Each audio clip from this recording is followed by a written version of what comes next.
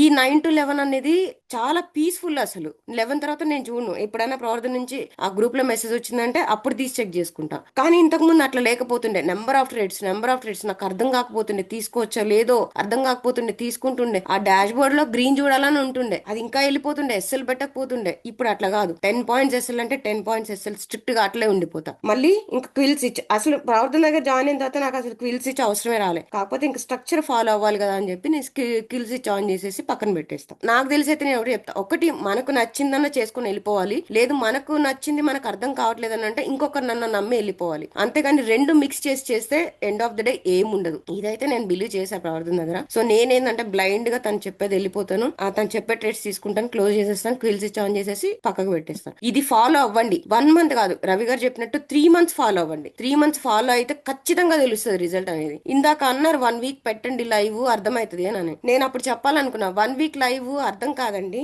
ఈ నెలే మనకి ఎగ్జాంపుల్ ఉంది. పోయిన నెల లాస్ట్ వీక్ లో 5 days కంటిన్యూగా విన్నింగ్ విత్ గుడ్ ప్రాఫిట్స్. అదే ఈ మంత్ స్టార్టింగ్ లో కంటిన్యూగా 3 days బిగ్ లాసెస్.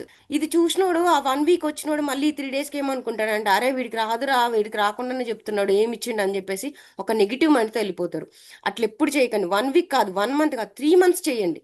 అబ్జర్వ్ చేయండి. నచ్చిందని అంటే స్టార్ట్ చేసి ఒక 3 మంత్స్ కన్సిస్టెన్స్గా చేస్తేనే మీకు రిజల్ట్ తెలుస్తుంది. దీనివల్ల చాలా డెవలప్ అవుతుంది. నాకైతే పర్సనల్గా చాలా డెవలప్ అయింది ఆ డిసిప్లిన్ అని అన్నది. ఈ 3 మంత్స్ అనేది చాలా హెల్ప్ అవుతుంది లైఫ్లో. Thank you Pravardhan.